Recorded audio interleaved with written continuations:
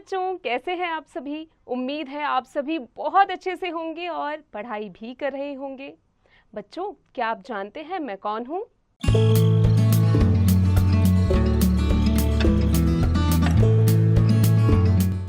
Right, मैं हूँ मनीषा, आपकी अध्यापिका। तो बच्चों, आज हम अपनी कक्षा में पढ़ेंगे एक कविता के बारे में और हमारे कविता का शीर्षक है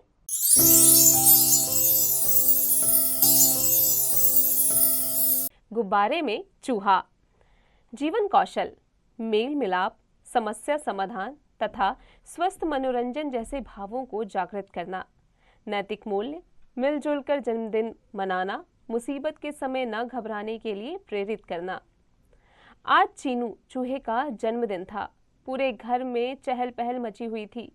कमरा फूलों, झालरों और गुब्बारों से अच्छी तरह सजाया गया था।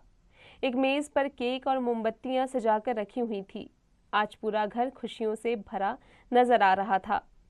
चीनू के दोस्त मीकू खरगोश, गप्पू हाथी, मुनमुन मुर्गा, मटरू गिलहरी तथा पूसी बिल्ली अपना अपना उपहार लेकर कुर्सी पर बैठे हुए थे। एक ओर खाने पीने का तो दूसरी ओर कोल्ड ड्रिंक का स्टॉल लगा हुआ था। सब जन्मदिन का केक काटने का इंतजार कर रहे थे। तभी चीनू के पिता एक बड़ा सा गैस भरा गुब्बारा लेकर वहां पहुंचे। उस गुब्बारे में नीचे टोकरी लगी थी। वे बोले, इस गैस भरे गुब्बारे से बंधी टोकरी में हम मोमबत्ती जलाकर आसमान में उड़ाएंगे। इतना कहकर उन्होंने गैस से भरा गुब्बारा छत के ऊपर बांध दिया ताकि वह उड़ न जाए।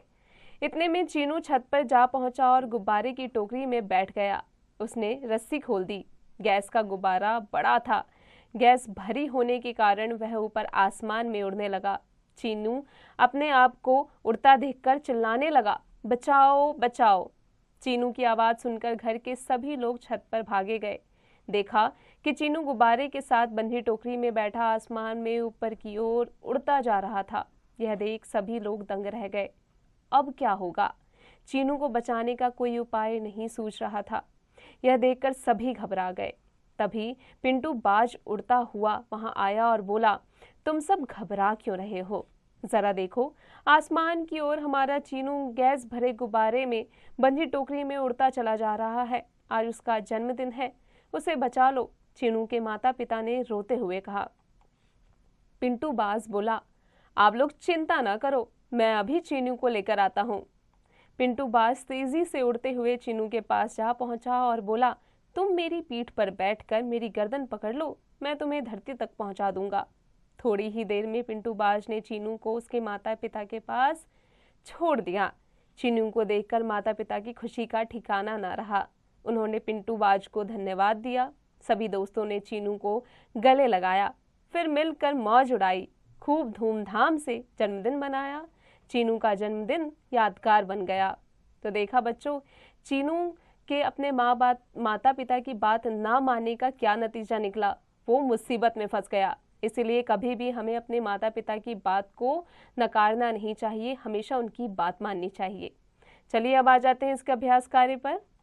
बच्चों, आ जाते हैं पाठ ज्ञान पर। सही उत्तर पर सही का चिन्ह लगाइए। मेज पर क्या क्या चीजें रखी थी?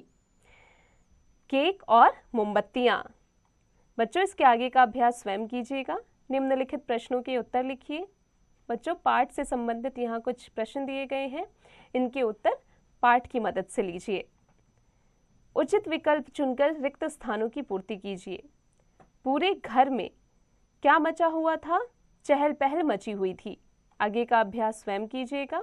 अब आ जाते हैं शब्द ज्ञान पर। दो दो पर्यायवाची शब्द लिखिए। जैसे फूल का पर्यायवाची हो गया पुष्प और सुमन। इसी प्रकार बच्चों आगे का अभ्यास स्वयं कीजिएगा। समान तुक वाले शब्द लिखिए। बच्चों, यहाँ कुछ शब्द दिए गए हैं, उनके समान तुक वाले शब्द आपको लिखने हैं। शब्दों के बहुवचन रूप लिखिए। जैसे एक वचन है चूहा, इसके बहुवचन क्या हो गया? चूहे। एक वचन है मोमबत्ती, बहुवचन मोमबत्तियां। इसी प्रकार आगे का अभ्यास स्वयं कीजिएगा। पाठ में अनुस्वार और चंद्र बिंदु के शब्द आए हैं, ऐसे शब्द छांट कर लिखिए। बच्चों, पाठ में कुछ चंद्र बिंदु और कुछ अनुस्वार के शब्द आए हैं, उन्हें छाटिए और यहाँ पर लिखिए। भाषा ज्ञान समझिए और लिखिए। जन्म जमा दिन क्या बन गया? जन्मदिन। इसका अभ्यास बच्चों अब आप कीजिएगा।